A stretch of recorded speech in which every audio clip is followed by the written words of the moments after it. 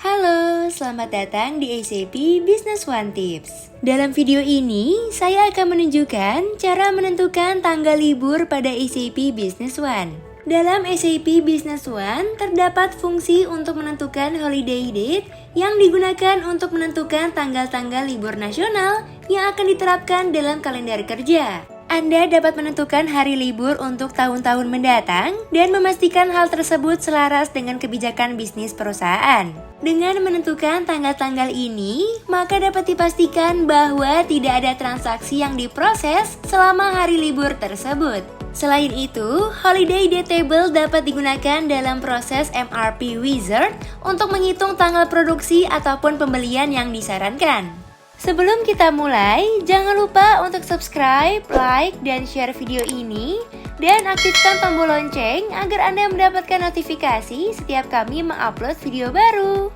Untuk menentukan holiday date, maka dapat dilakukan melalui menu Administration, System Initialization, Company Details,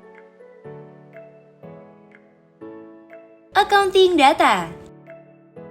Anda dapat memilih Define New untuk membuat daftar tanggal-tanggal libur nasional berdasarkan kriteria tertentu, misalnya berdasarkan tahun atau negara. Isikan deskripsi dari holiday date ya. Lalu terdapat dua checkbox yang dapat dipilih, yaitu valid for 1 year only dan juga set weekends as work days. Valid for 1 year only jika dicentang, maka holiday date yang telah disetting hanya akan berlaku untuk 1 tahun.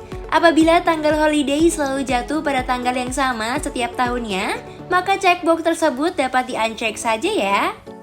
Sebaliknya, bila mencentang set weekends as work days, maka akhir pekan juga akan dihitung sebagai hari kerja saat menghitung tanggal jatuh tempo. Lalu, isi pada bagian table. Start date yang merupakan tanggal dimulainya hari libur. End date merupakan tanggal berakhirnya hari libur. Terakhir, remarks dapat diisi dengan keterangan hari libur ya.